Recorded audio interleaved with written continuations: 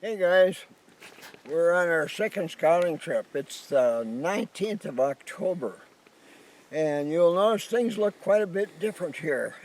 See all the snow? We got a lot of snow. It's great for finding tracks. We're still over 2 weeks away from the opening of our deer season, but if this keeps up, we're going to have plenty of snow up here for that. Now, we've been talking about buck signs, tracks that are 3.5 to 4 inches in length, hopefully, and we've been talking about droppings that are 5/8 inch or larger. Those are all mature bucks that make, but the big ones have, 3/4 to 1 inch and sometimes a little longer droppings, as we've already showed you. Well, my son John found a shortcut here to a spot here that I've never seen before, and I think it's just plain beautiful. One reason is right in front of John is some very fresh droppings made by a mature buck. They're clumped, a good sized clump. I'm guessing that one could have been a 3.5-year-old buck, which would be hard to turn down. And we got some 3.5 last year, and they were pretty decent bucks. So I guess I wouldn't turn one of those down. And the thing about this one is it's no more than about 200 yards from camp. And all the way to this spot we found fresh deer signs all through these popples behind me here. Right in back of John there is some red oak saplings, or no, maple saplings right there. Sugar maple saplings. I'll say it again, sugar maple saplings. You see the red patches there? Now, during summer months, this area out in front of me here would be great for grazing. Lots of grasses growing here, kind of open, kind of place where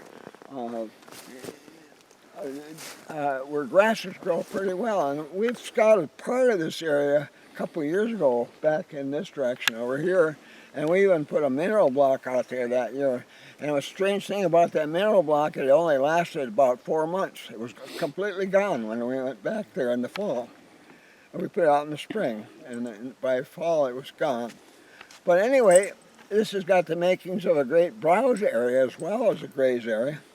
So this kind of thing where it doesn't matter whether they're on browse or graze while you're hunting deer. This is a really good spot to catch deer.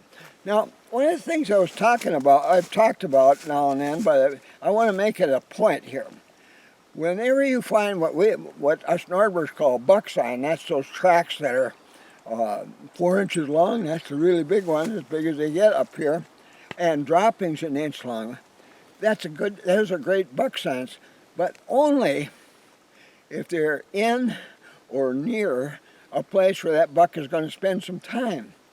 The trail to get here, we found tracks there, but let's say you sat and watched this trail back here. What are the odds of that buck using that trail to get to this large spot? It goes over this way quite a ways and back in up that way quite a ways. What are the odds? Well, it kind of depends on wind direction and the thickness of the cover, the denseness of the cover, and where a buck knows there's a human. He found a human sitting somewhere up here. He's not going to go around that area anymore the rest of the hunting season. All kinds of things. But one of the biggest reasons a buck might spend time in a place like this, we've been finding doe tracks all the way here, and we found tracks of a yearling doe as well. Yearling doe is like 2 5/8 inches long, and the mature does are 3 inches long, and we found quite a few of those all the way here. So it just seems logical that this would be a place where does would come to feed twice a day until they find a hunter here, then they'll go feed somewhere else. So you got to be well concealed when you hunt a place like this. Now, but what you want is buck signs, the tracks and droppings that are very near a place where the buck is going to spend a lot of time. On the trail, it might only show up for 20 seconds and then it's gone. But out here, he can be out here for hours, and if he's with a doe and estrus, he's not really paying much attention to what might be around this area. He's putting all his attention on that doe, staying close to her. When does feed, regardless of whether they're in heat or not, they always feed during their regular feeding hours, early and late in the day, and sometimes midday when certain weather triggers midday feeding. But they spend a lot of time here, and that doe where it feeds, the buck is very close, and she leads them into openings. All, you know, you might see them back in there, and you can't get a shot because there's a lot of stuff between us. Well, be patient. They'll move out and move out. Boy, when they hit that spot right there, that's where I would be ready to shoot at that buck.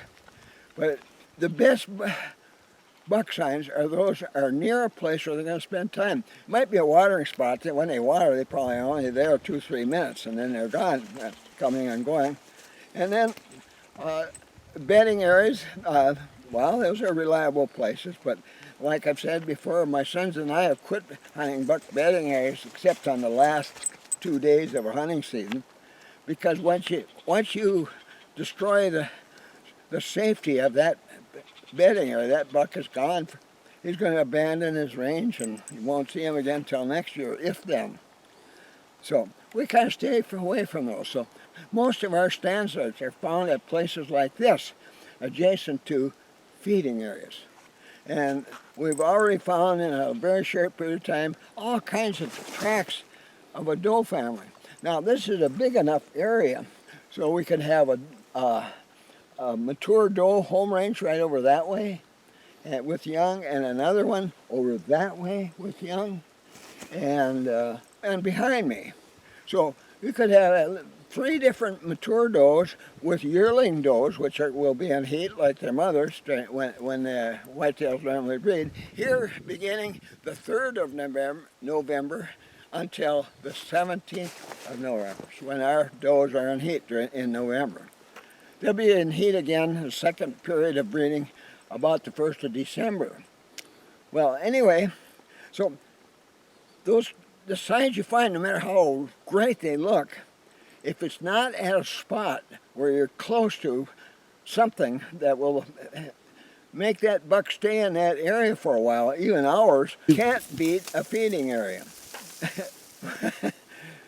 Those are best for that, and that's why most of the bucks we take in this country are at feeding areas.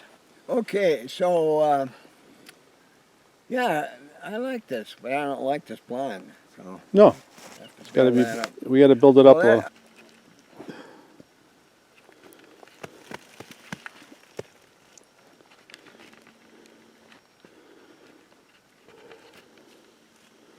couple deer beds, guys, and there's a little lesson about these beds.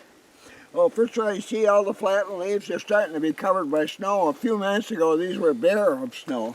During this last snowstorm, a mature doe and a yearling doe slept here. The mature doe is usually something there around 41, 42 inches in length up in our area. And a yearling doe would be probably around 38, about that length, like this one here, just a little over 3 feet. Now, the lesson here is this.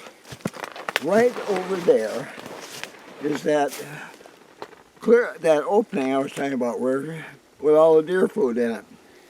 Now, I'm always telling people, don't walk across an opening, a wide open area during the deer season. Go around always. And this is the reason. This doe, these 2 does, were bedding within easy seeing distance of that opening out there. They could hear you snap a twig or grass swishing underfoot, something like that. They could stand up and they could see all over through all this brush all around you. You know, they see little glimpses of you. And they know that from that moment on, they're not going to be interested in feeding out there anymore. They're going to go feed somewhere else. So this is why you shouldn't cross openings. But mature does and their young calmly bed where they can keep an eye on the area they're going to feed next. And this is close, you know. You could walk around out there and look everywhere with deer. You could use binoculars. You would never see these deer through all that brush. But you could see how, you know, we could take a movie of somebody going across there with blaze orange and you could see them every once in a while, a lot going across that opening. That's something, so that's why don't cross feeding areas during daylight. Detour widely around them, always. So, there you go, guys.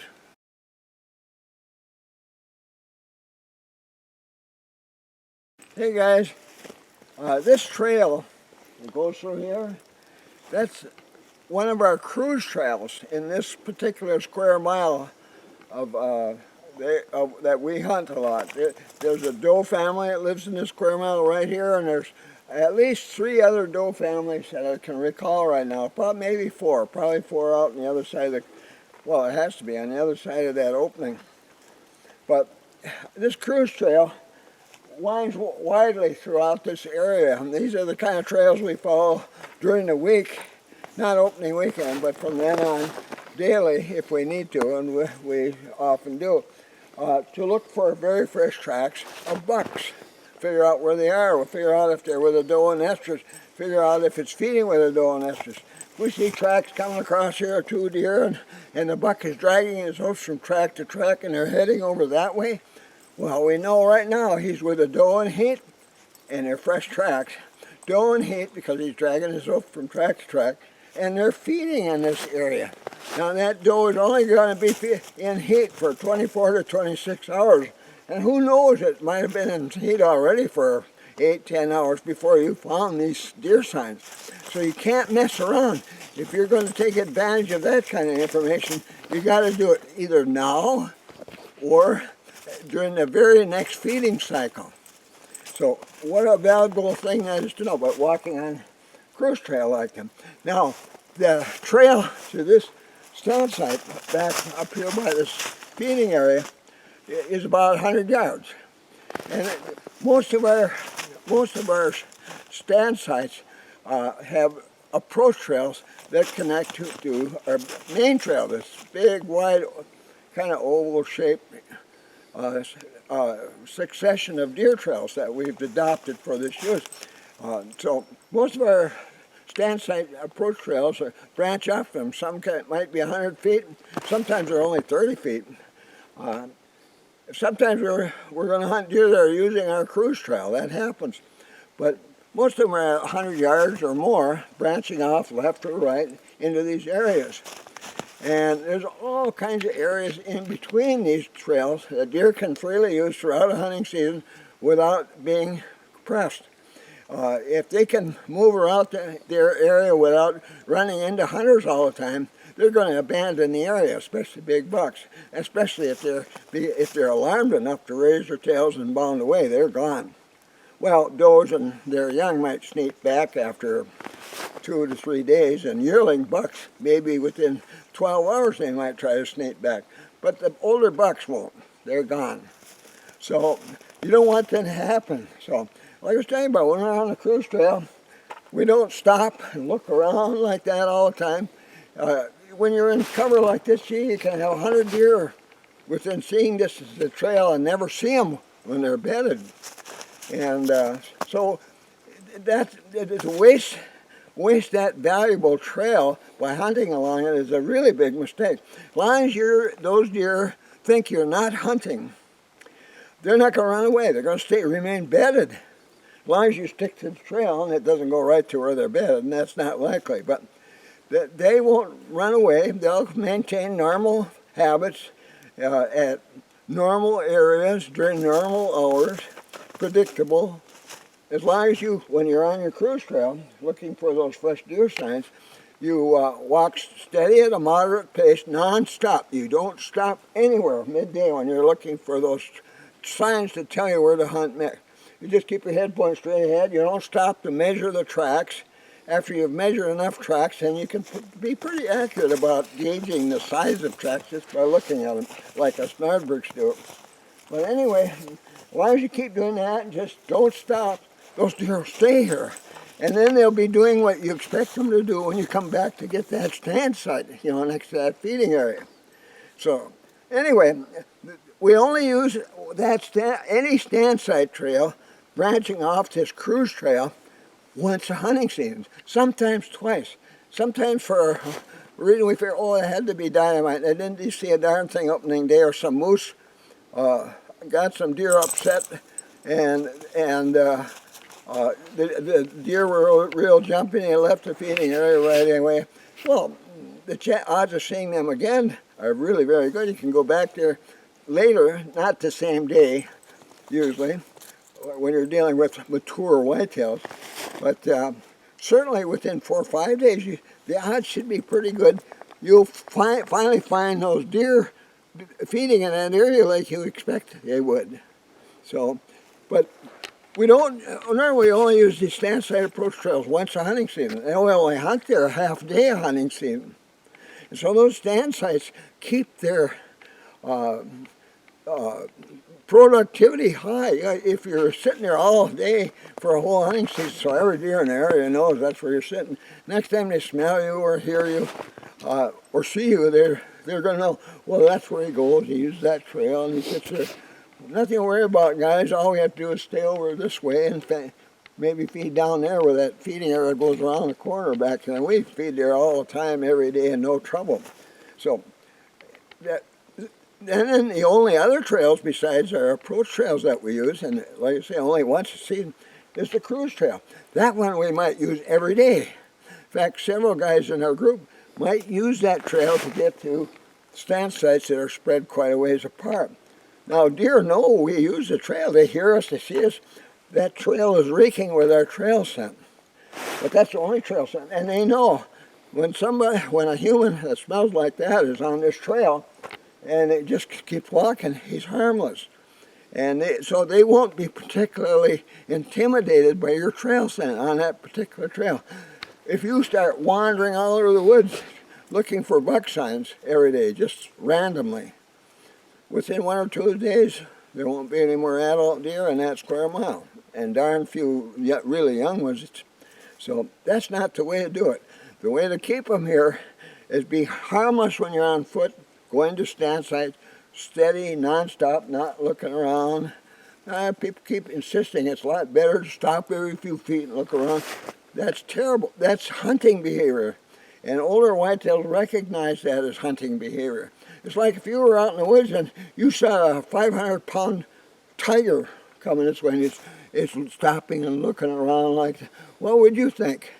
You'd be pretty frightened. If on the other hand it was just steadily walking by, didn't stop, didn't look from side to side, well, you wouldn't be you wouldn't be near as frightened about seeing that tiger, because obviously it's not hunting, and obviously it's not interested in you, or he just doesn't know you're there.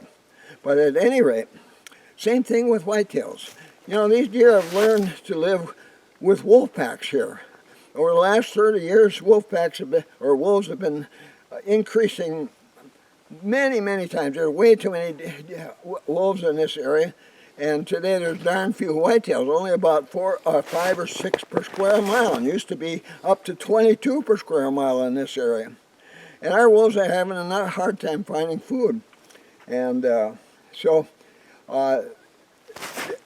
wolves are here. We got to live with them. The whitetails live with them. And whitetails don't run every time they see a wolf unless it appears it's hunting or it's coming toward them, like it's stalking toward you. They don't run away. Same way with humans. You act the same way, just keep walking by as if you're not interested in deer. Get to camp, then sneak back from downwind or crosswind. Approach your stand site you decide to use from downwind or crosswind. And a lot of times the ones we use aren't there. We just know they're in this feeding area in the morning. And we want to be over close to the edge of that somewhere tomorrow morning. Sometimes you have to go out there with a flashlight and you get close. You say, I'd like to be in this area somewhere. And if you're not sure, stop short. I talked to you about that last time. Stop short. Put your stool on the ground, sit on it until it gets kind of light, and you can see where you're going, and then you can pick your way more silently to up there, and then you might get up there and you find, oh, there's these big trees here, I'm going to sit behind this one, or here's a fallen evergreen, that's perfect blind, that kind of thing. So that's how we operate. But during hunting season, we only have 2 trails, cruise trails and stand site approach trails, and they're all collected. This is our sacrificial trail during the hunting season, that one looping trail going through this square mile here. So with that, that's enough of that lesson. All right, we'll talk to you again a little soon, maybe real soon. We're going to continue along the cruise trail from this point.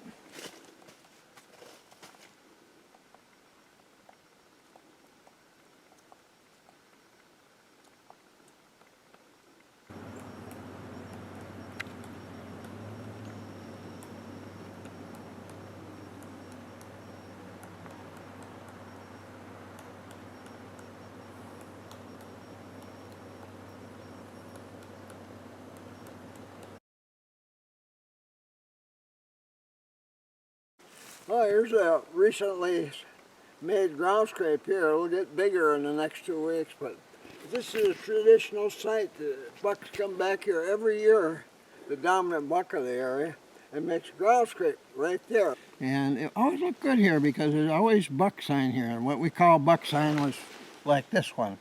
Here's a newly made ground scrape. It's not very large right now. Another couple weeks, it'll probably be about 3 feet in diameter. There's some more up ahead. There's one, he started one over there also, or over that way. So that's kind of a good sign. It means there's a big buck in this area. There's a area here with no snow on it, meaning this was a bedding spot of a deer. That bed is a little over 48 inches long, meaning this is a big buck. If you see the guy that made that bed, you're going to shoot him, or try to. Now, right now, today, as the crow flies, we're about a mile away from where we were yesterday. So we're looking at a sign of a dominant breeding buck. I just showed you one of his ground scrapes over here a little ways from here. And that'll grow by until breeding begins, until November 3rd. But this is, that's a nice deer sign to see out here. The leaves are a little bit ruffled up there, and it's flat as they would be if the deer just left the area. But after a couple of days or so, those leaves start to spring upward again. So he hasn't bedded here for probably 2 days. It would have to be after the last snow, because if it snowed, if he didn't use it before that, this would be all covered with snow. You wouldn't see it. So he's in this area. Last year we found his signs all over this country. Never saw him until John got him. He is the dominant breeding buck of the area, and his square mile here is pretty rugged square mile. Includes that area back of our camp, which is, as a crow flies from here, maybe a little over a quarter mile is all. So that buck last year that was the dominant buck here ended up over there because the doe was in heat and the wind was coming this way, and he was smelling her, and he went up that way, and John got him. So this is a different big buck. This guy probably took over this territory, and that happens. You take a big dominant breeding buck during the hunting season. Before the season's over, the next largest buck will adopt the area. He'll become the most dominant. And so that's this kind of, looks this, I'll bet this one's even bigger than the one John got last year.